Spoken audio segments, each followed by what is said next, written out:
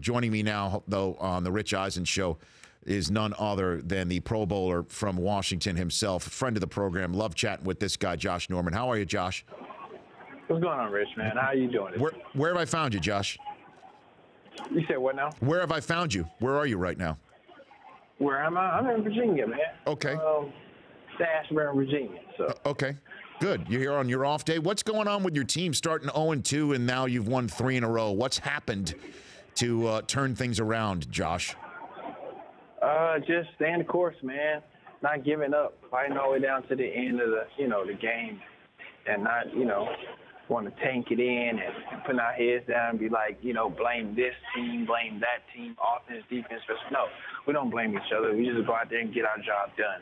And everybody doing it to the best of their abilities. And I think that's the thing that's been able to get us to where we're at now, three-game winning streak. Well, the one to start it off was the win against the Giants. And, a lot of observers in my profession, Josh, think that you versus Odell took a lot of the focus off of the rest of the team, that you took the harsh spotlight in that week, and that that win turned things around because you took it all on your shoulders in that regard. Would you agree with that assessment?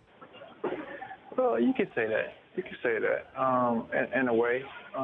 But at the same time, I just look at it as going out there and doing my job and trying to, defeat the obstacles that's in front of me. I have these things that comes up like that. And, of course, the team is bigger than me. And I always say that wherever I'm at. And it's just, that week was magnified times 10 because me and him played, the year before and had that kind of game that got out of hand a little bit. And that's what all people was talking about. They weren't really focusing on, the game that was being played within the white lines between two teams instead of two individuals. And what about your role in the defense? Are you more comfortable with it? Because that was such a conversation week 1 and 2 about you traveling and not traveling with the top receiver, Josh. Man, I'm comfortable with whatever system, whatever my coach put me at. I mean, if he want me to travel, I'm going to travel. If he don't, I'm not. I'm fine with it either way. I mean, that's kind of my build and my mentality.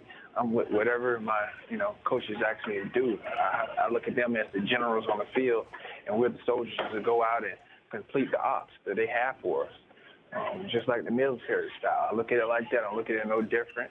My mindset is on, a fixed target, and I see that target, and I want to destroy it. And that's kind of how, my mindset is to anything that I probably put my, head to do. Now, what about the mindset, though, that you're the number one guy, you're getting paid all that money, that you should, if you're not traveling, demand to do so? Josh? I don't look at that, man. I'll be honest with you. I don't even feel like I got the money, if you want to be honest. Hey, I mean, I don't really see it. I just go out there and do my job, and each and every day I try to prepare myself for being better than, the next and the next and the next foe that tries to challenge us. So I look at that as my challenge to myself, not so much as others think of me and the money that I got, because I don't even think I have it, to be honest. Eagles and Redskins next up. Speaking of the next, Josh Norman, and it's Carson Wentz. You've already took on Dak Prescott, two of the young guys who are doing so well this year. How difficult is it to get ready for a rookie so early on when there's not a lot of film? Are you looking at college film of these guys too when you're getting ready for them, Josh? Oh, absolutely, man. The thing is, you're looking at what you can do to try to take out your opponent in any way you can. I think the passion of those guys being ahead of their class right now, and what they do is unbelievable, because they're doing it in a phenomenal rate where they can come into the league and they're not making mistakes. That's what's keeping them alive right now. They're not making rookie mistakes. And if you don't turn the ball over in this league, man, you are light years beyond your time. So you got to, give your hats off to them, and the coaching staff is preparing those guys to be, where they are right now. And that's a good thing. So how do you get them to make the mistake? Because it sure looks like other teams are having a problem to do that, Josh. Well, you gotta play the game a little bit with them. You gotta play the game a little bit. You gotta think they got something. Throw that bait out there. It's just like you fishing. See if they want to bite. And if they bite, man, that's their day. It's fun, man. It's fun when you can get that, but at the same time, they're smart.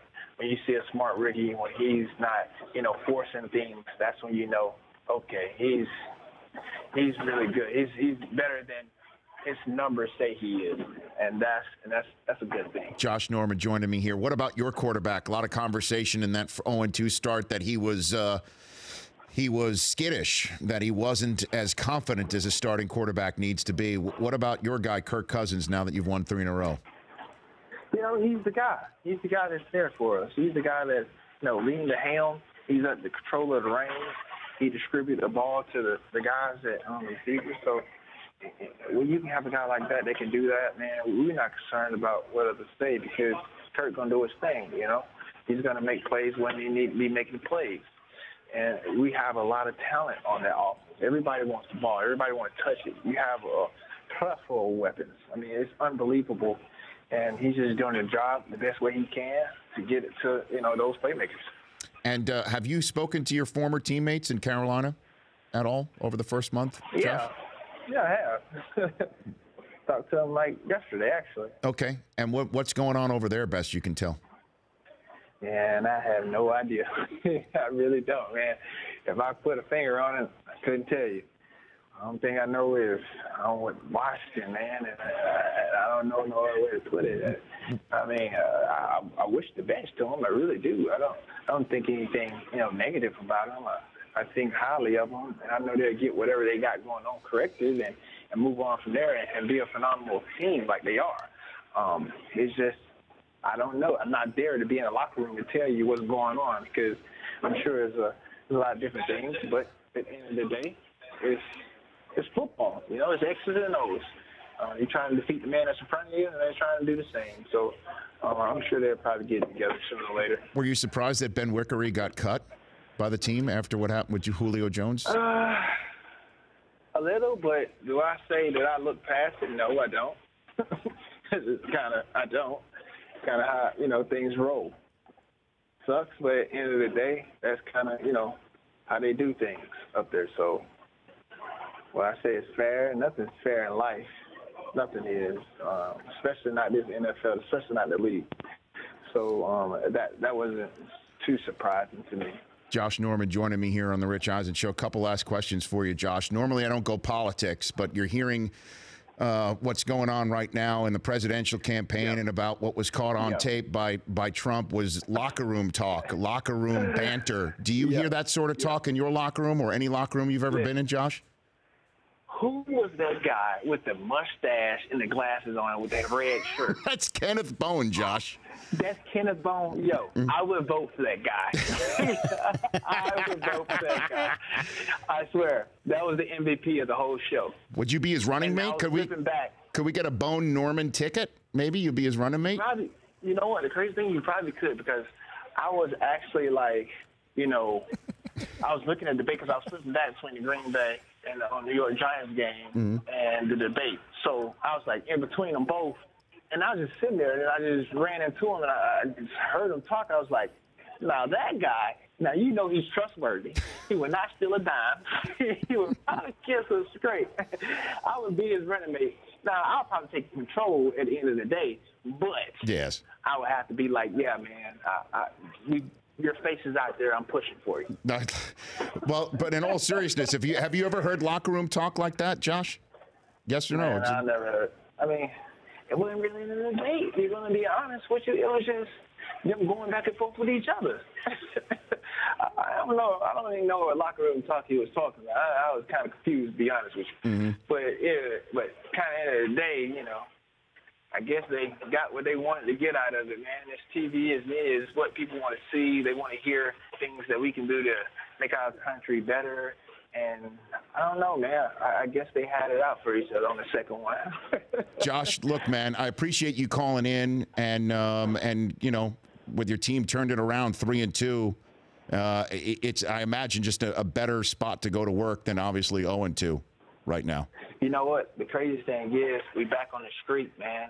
I was on the streak. I know how it felt to be on that, and it was a high of the highs. And even last week when we was on a 2-win streak, it was just like, man, something's missing here. I really feel like we was on it, And then now we got that victory over Baltimore. It's like, wow, a lot of pressure is lifted off our chest to where, man, I like this feeling. Like, this feeling is coming back to me again. I had it in North Carolina when we went like 15 straight, and now we on this road. We're going 3. It's just, wow, okay, man, we can do this thing. Let's keep it up, you know. Let's get ready to come back for work on Tuesday, and let's see what we can do, man, to push this thing further and go to week 4. And, you know, we got the Eagles coming up, so that's going to be a fun and exciting game. And we're just going to have to keep pressing, you know.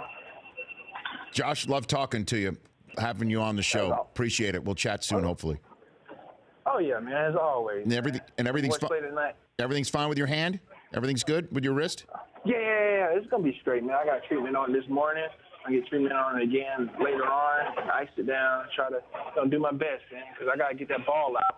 That's what we going for, that ball. We out there lurking. I got to have these hands. Well, I mean, is it your bow hand or your arrow hand?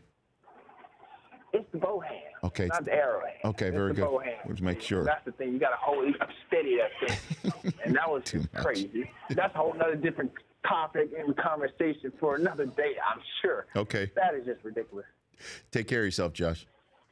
You too, Rich. Y'all take care, man. You bet. That's at J_No24. Always fun having a conversation with him. The Rich Eisen Show, weekdays at noon Eastern on Audience.